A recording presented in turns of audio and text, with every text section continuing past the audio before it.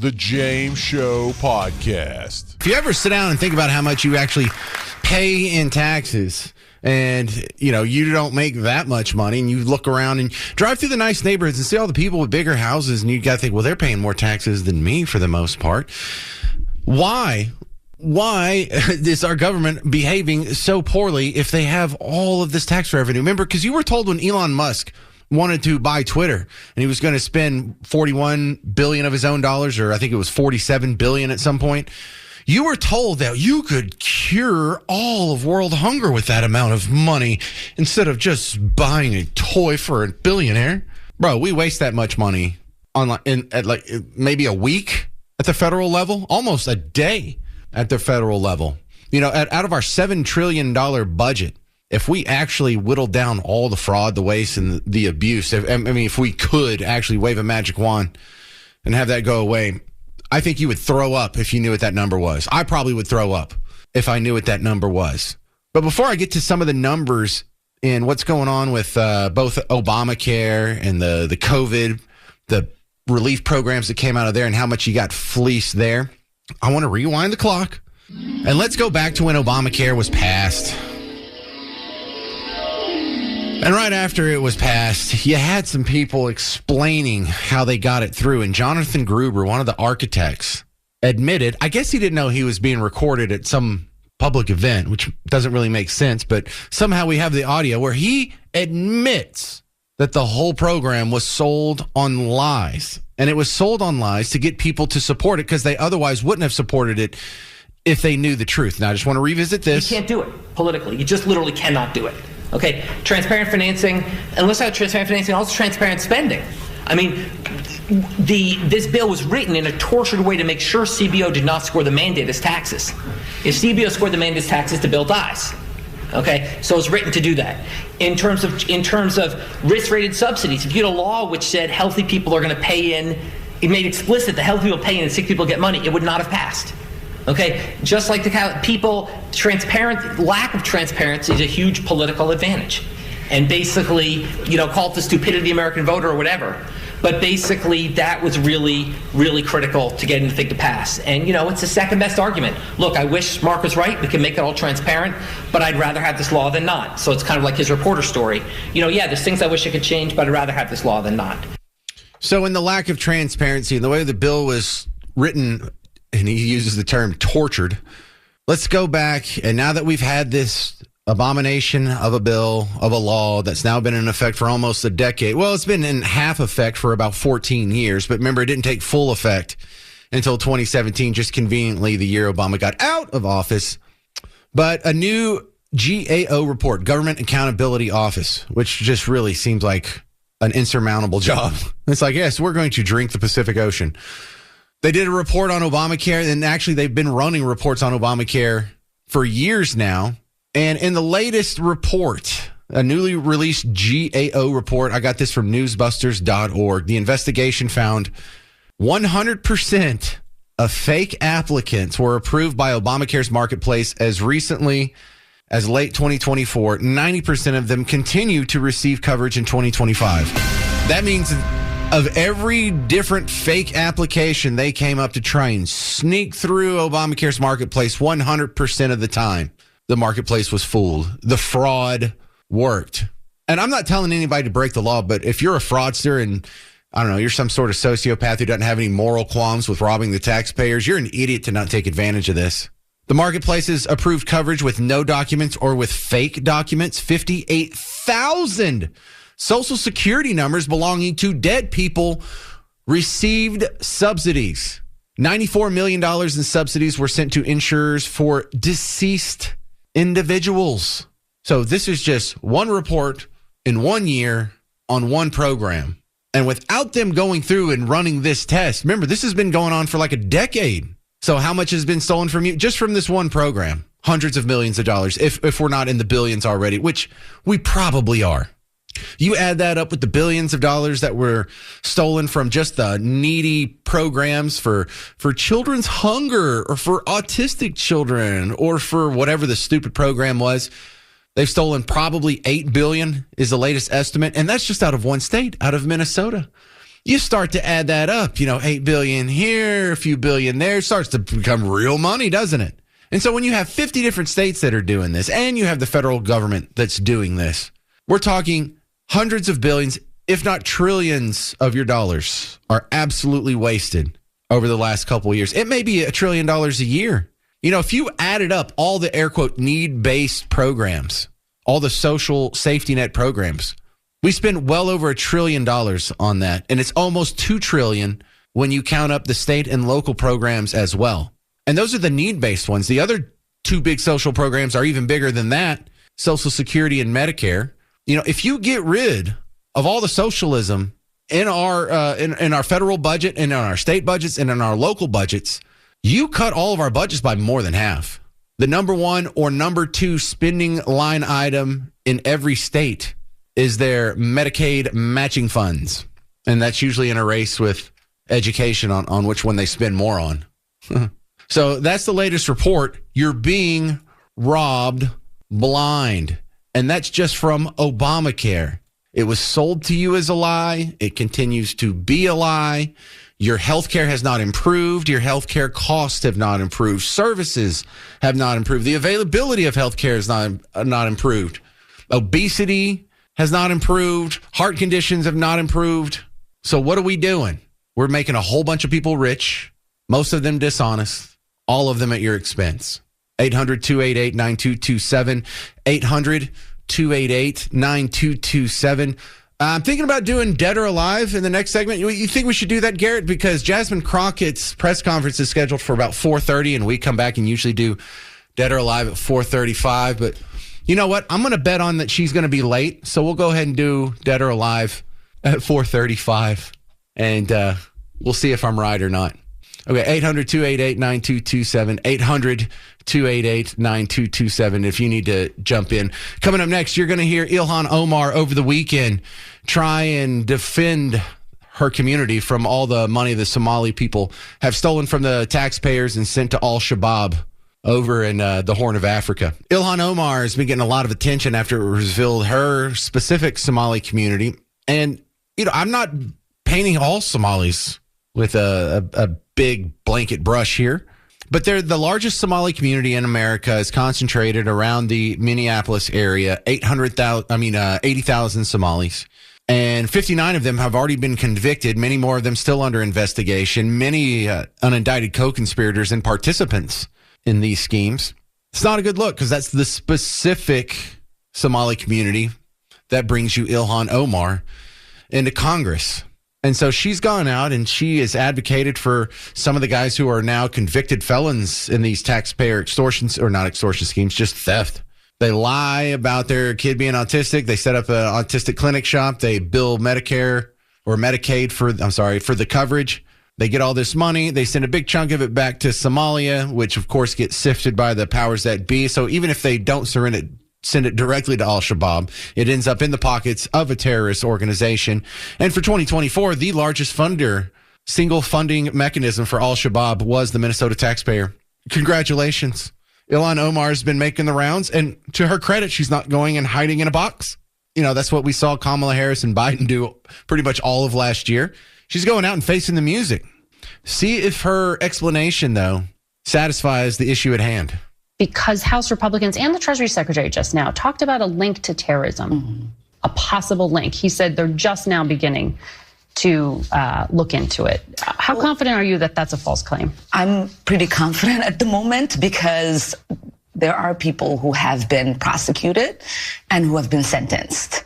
If there was a linkage in that the money that they had stolen going to terrorism, then that is a failure of the FBI and our court system in not figuring that out and basesically charging them with these charges.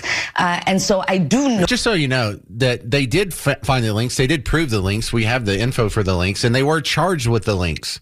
So everything in there is just, not accurate. Know that. Wait, what do you think they went to jail for, Ilhan? You think they went to jail for jaywalking? You think they went to jail for taking too much Tylenol when they're pregnant? for many years, this sort of like alarm that there is money being transferred through the airport in bags and going to terrorism that accusation has always existed. It's been proven true, actually. If you want to go back and look at it, I can send you the links. You can probably find them yourselves if you're really looking for it. But I would start with the article from the City Journal. The City Journal had the big, long expose that the New York Times referenced. So go to the source material. Go to the City Journal. They have all the links and everything. So what she's saying here, she just come out and lying to your face. Well, if they ever make those connections, I'm sure we'd hear about it. They made the connections. That's what they got convicted for. Oh, and all this stuff about bags of cash being sent over to terrorist groups. Well, that's just not a thing. Yes, it is. This woman can't stop lying to your face. Never been here and there in those accusations. But if that is the case, if money from U.S. tax dollars is being sent to help with terrorism in Somalia, we want to know. Yeah. And we want those people prosecuted. And we want to make sure that that doesn't ever happen again. 59 people have been prosecuted. What are you talking about? How do you think do you think I'm just making this up? Oh, yeah, I went to Al-Shabaab. How do you know? I don't know. I'm just pulling it out of thin air. It wasn't like there was some reporting from multiple sources that had multiple points of verification in there, and we're just making it up. The thing that really should stick with you, though, is toward the beginning of that, when she was saying, if there's money being sent to terrorists, well, you need to have a chat with the FBI. They should be catching that. What a bold stance that is for the thief to say, man, you should have better security. If we're able to take tax dollars from Minnesota and send them to Al-Shabaab in Somalia, that's not a problem with us. That's a problem with the FBI. Interesting. I don't know if that's going to make a whole lot of people feel better. I don't know if that feels good with the taxpayers, but she continues. This was on Face the Nation just yesterday. Here's another clip. This is about a minute, so stick with me. But I just want to give you the whole thing in context because it kind of gets into the whole Nazi thing. And I want to ask you about something else that the architect of the president's immigration policy, Stephen Miller, said. On Thanksgiving Day, he posted, "No magic transformation occurs when failed states cross borders. At scale, migrants and their descendants recreate the conditions and terrors of their broken homelands." What do you make of this argument of failure to assimilate and sort of ruining America? Hang on. Now, I want to give you a second here. Just try and do this little mental exercise. What could she possibly have a comeback to that? Because what Stephen Miller said is, it's not necessarily a provable fact, but it certainly sounds right. If you have a whole bunch of people from this one society that's failed, they come here and they don't assimilate, it's not going to magically be an unfailed way to live. It's going to be the same failed society that they have over. That's the whole point of assimilation. That's the whole point of the melting pot. So now that you had a few seconds, what do you think she's going to say in response to that? How do you understand this? I mean, when I think about Stephen Miller and his white supremacist rhetoric, it reminds me of the way the Nazis described Nazis. Oh, hang on. In Germany. Hey, you knew it was coming, didn't you? You knew it was coming. Now, it doesn't mean anything if I say it because I heard the clip before. But you knew it. You knew Nazi or racist or something was coming. You got both of them. She said white supremacist and Nazi. Yes. And how is that an explanation? Nazis mistreated Jews. Some people are repeating some of the verbiage that they use. Therefore, if you take the people from a failed state and a failed culture and a failed society and move them to a new place and they don't assimilate, they're not going to fail? Like there's no connection there whatsoever between the question and the answer. It's just a chance to slag you. You understand this. I mean, when I think about Stephen Miller and his white supremacist rhetoric, it reminds me of the way the Nazis described Jewish people in Germany. And, as we know, there have been many immigrants who have tried to come to the United States who have turned back, one of them being Jewish immigrants. We know the way that people were described who were coming from Ireland, Irish immigrants. We know the way in which people were described back then when they were Italian immigrants. And to me, we're yes, of course, ethnically Somali. We are in this country as Americans. Yeah. We are citizens. We are productive part of this nation, and we will continue to be. None of that was true either. That's not how the Nazis talked about the Jews even. They didn't complain about the Jews coming here and they're pilfering our social safety nets and they're tax-paying base is about 1/10 of what the average Minnesotan pays in taxes. No, actually, the complaint about them was the opposite. The complaint about the Jews in 1930s Germany was, how does this small little 2% of the population, why are they so wealthy? Why are they so successful? Why are they so rich? Why do they own so many businesses? Is anybody saying that about the Somalis? Oh, look at the Somalis coming in and taking over the C-suite and all the boardrooms of the Fortune 500 companies? Heck no.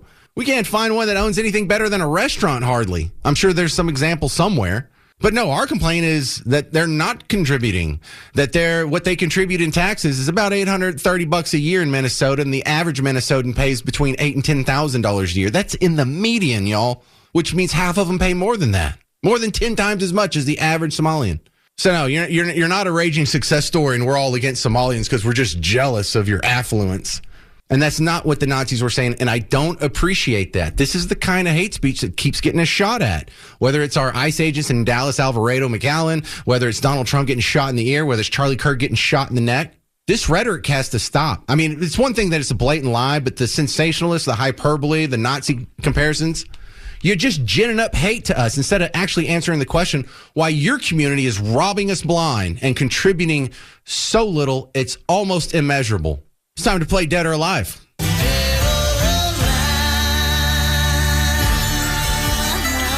Thank you, Mr. Jovi. Welcome to Dead or Alive.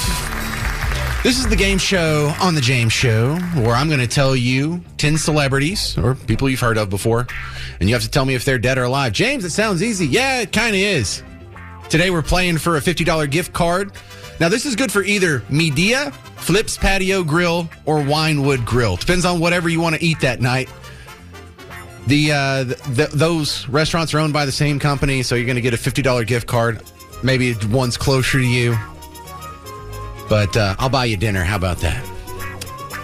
Oh, and then look, there's actually one line open. 800-288-9227 if you want to jump in at the last second. What even is this name? Vidya and Prosper? Vidya, did I say that right? Yes, you did. Vidya, what kind of name is that? What do you mean?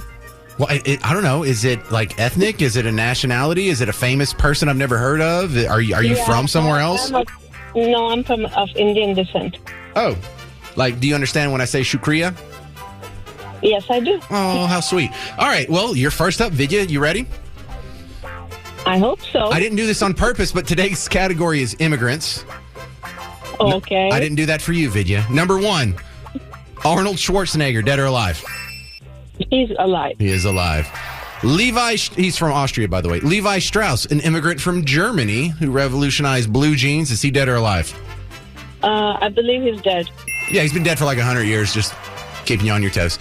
Next up, Rupert Murdoch. He's from Australia. He's the guy over the Fox News and Wall Street Journal empire. Is he dead or alive? He's dead.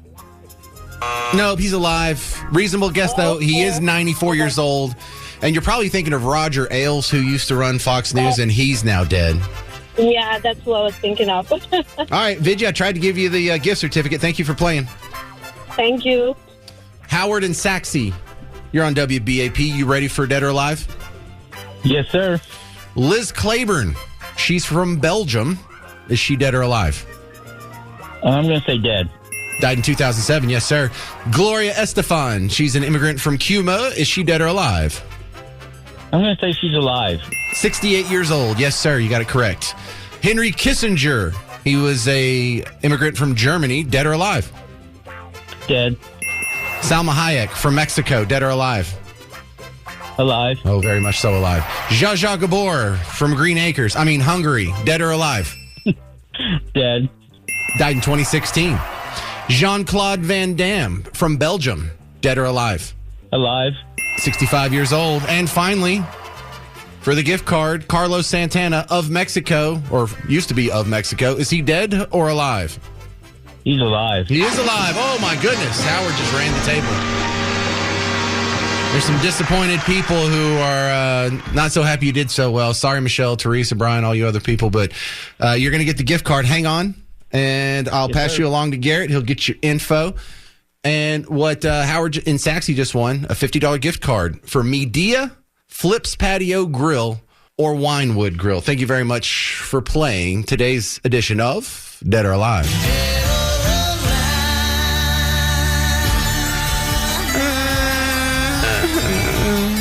On today's edition of What the Heck Did Jasmine Crockett Say This Time? Jasmine Crockett, queen of the liberal tea. Bleach blonde, bad-built butch body, Governor Hot Wheels, and he is a hot-ass mess, honey. Queen of the liberal tea.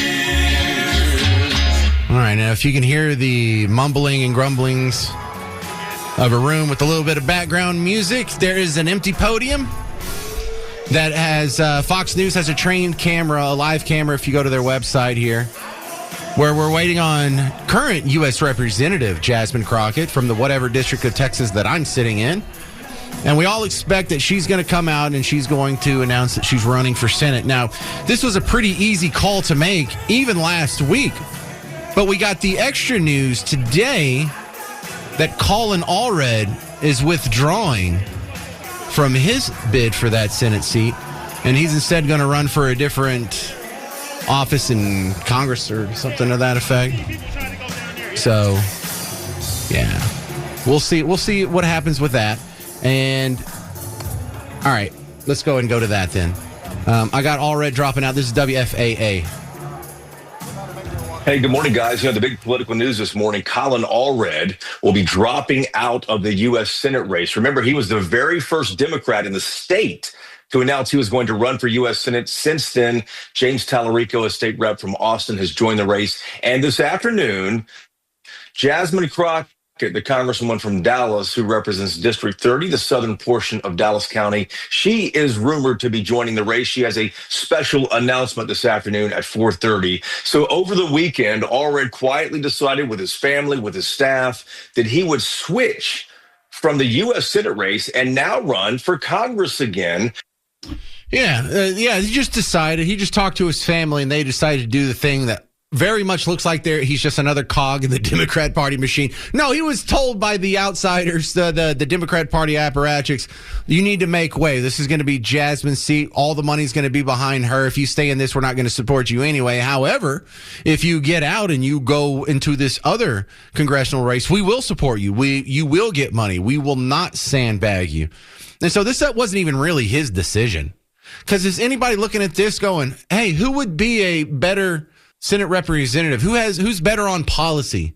Colin Allred or Jasmine Crockett? Not one person, even in Democrat circles, has had that conversation. The conversation they have had is who's more popular, who's more likely to win. Period, point blank, end of story. And that's not anything that's wrong with the Democrats. The Republicans do the same thing. That's a problem with the party system, and you're never going to get rid of that. Now, Allred got some criticism for choosing to run in the district that he is now going to be running for, that he just announced this morning. Because the person that's already running for that seat is gay? And just last night, the Equality PAC, the political action committee that represents the LGBTQ side of the aisle in Congress, it put out a scathing tweet calling Allred's decision to run for this seat against Julie Johnson, the first openly gay LGBTQ member in the state. They called this unconscionable for Allred to actually do. Unconscionable to run against a gay person if you're a straight dude. What the hell is even that? How is it unconscionable? They didn't point out a policy preference. They didn't say he's anti-gay. He's probably pro-gay. He probably agrees and is going to vote the exact same way. You just don't like him because it's a straight dude?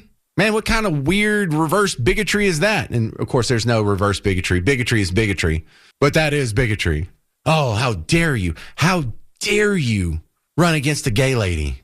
What if he was gay? Would they have to rock, paper, scissor it to see who gets all the donations and the money?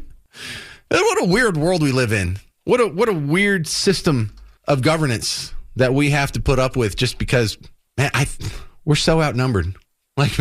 Normal people that pay attention. And that's what I mean when I say we. People like you were informed. You're listening to WBAP right now. You know the names of your congressmen and your senators. You know what's going on. You know all the headlines beyond only the scary things that what MSNBC and CNN and ABC and NBC and CBS will allow you to hear. But you're not the norm. That's why I had the guy on from Newsbusters last week. On Newsbusters, they ran a poll And they showed that only 24% of likely voters, so we're not going out and we're not getting the mouth breathers and the window lickers from the nearest community college. These are people who voted in the last election. Only 24% of them knew that Charlie Kirk's assassin was left-wing. So you are an anomaly. Give yourself pat yourself on the back for knowing what the heck's going on, because most of the country doesn't. And I would like to also point out that if it helps my cred a little bit, I predicted that this press conference that was supposed to start at 4:30 would be a little late. Here we are, 4:54. Still hasn't started. Don't worry, they're always late on everything. And maybe it'll come out during the Mark Levin show and he can pass it along for you. But that's going to be about all the time I have on today's show. Listen, if you have a chance here and if you haven't donated already, hit up the 38th Annual Cumulus Kids Toy Drive. You can make the donation. I know you were just waiting until you got in a better position, until you weren't driving anymore, or you're almost where you're about to go. Go to WBAP.com, the WBAP app, or text the word KIDS to 800-288-9227. And we would love to take your donation and turn it into a Christmas miracle for a deserving kid here in North Texas. Stick around. Mark Levin's coming up next. In the meantime, if you need more James Show action, go check out the podcast. I'm James Parker. It's News Talk 820 and 93.3 FM WBAP. The James Show Podcast.